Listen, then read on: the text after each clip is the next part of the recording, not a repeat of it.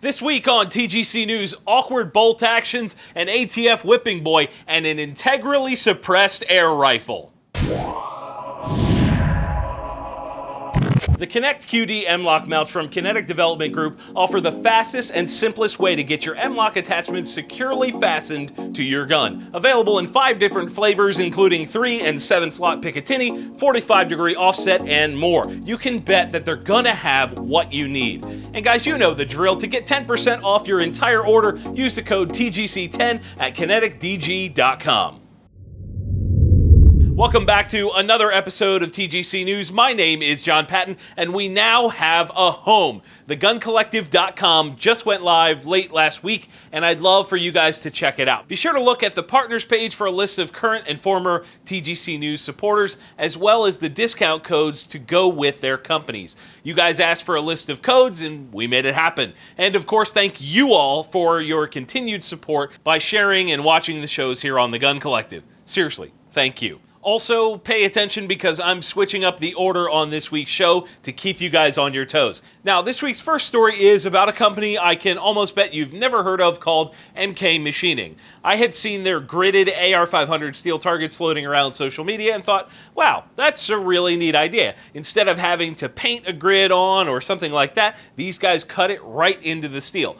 Brilliant idea if you ask me, but that's not what we're on about today. Take a look at this. That is a Bullpup chassis for the Remington 700 bolt-action rifle that MK is currently developing. It looks badass, right? Well, sure, but the thing that stood out to me here is this video they posted on their website showing the function of the rifle.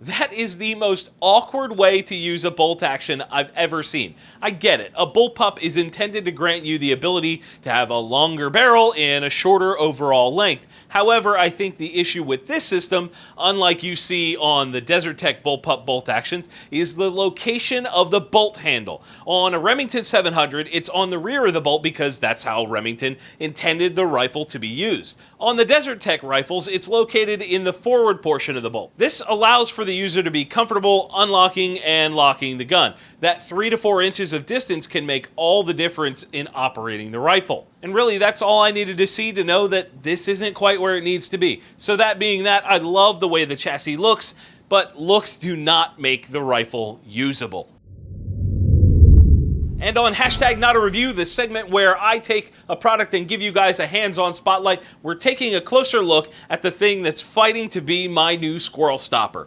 The Condor SS from Air Force Air Guns. It's an integrally suppressed air rifle. I didn't even know something like this existed prior to getting this one. Besides being 3-gun red and looking like something out of Fifth Element, it's ultra lightweight, weighing in at just over 6 pounds, and with the stock/air tank in the rear, the balance is similar to that of a Bullpup rifle. When you have it cranked up all the way via the adjustment dial, this 22 cal version will sling pellets downrange at about 1,100 feet per second. I prefer to keep it a little slower than that so that I can, 1, make the air in the tank last a little bit longer, and 2, so I'm not breaking the sound barrier with supersonic projectiles. Now, here's the best part, and I talked about this in the segment on the 50 cal air rifle that I covered earlier this year, is that these things are completely unregulated. That means that you could have it sent to your house with no ATF or government paperwork at all. And because I know you're going to ask, I put it up next to my Savage Mark II with a Silencer Co. Sparrow, and without using a decibel meter, I would say that things are pretty close.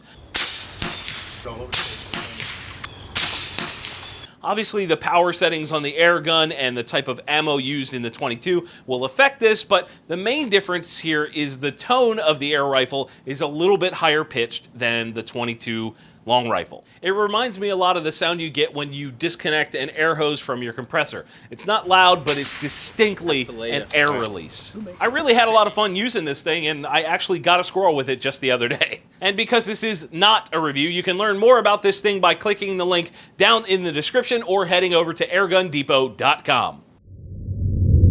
And in I didn't know I couldn't do that news, the ATF has come down on an eastern Ohio man named Brant C. Why is the ATF coming down on him? For making muzzle brakes. Granted, they are 6-inch long muzzle brakes, but brakes nonetheless. Apparently, C had been making these in his machine shop and selling them on eBay for a little over a year. The ATF is saying that they are not, in fact, muzzle brakes, but instead they are saying that they're suppressor baffles.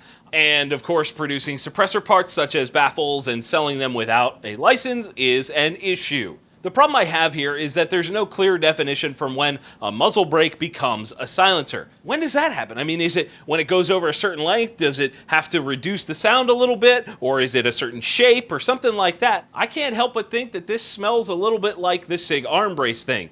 Is there intent to make a suppressor? Is the guy also selling tubes to go over these? Does it actually make your gun quieter? How can the ATF justify this case and then not come crashing down on all the people selling solvent traps? Here's the issue though. Brant C. is still on probation from a conviction in 2014 for possessing unregistered firearms after he sold an ATF agent 3 kits that could be turned into a suppressor, all without having any licenses whatsoever. So that is why the ATF is coming down on him. They're using him as a whipping boy to justify their nonsense regulations on suppressors. I don't know that I'll ever understand the idea behind regulating suppressors. Now, while you're sitting there being angry, be sure to stick around for a friendly fire question about home defense rifle ammo.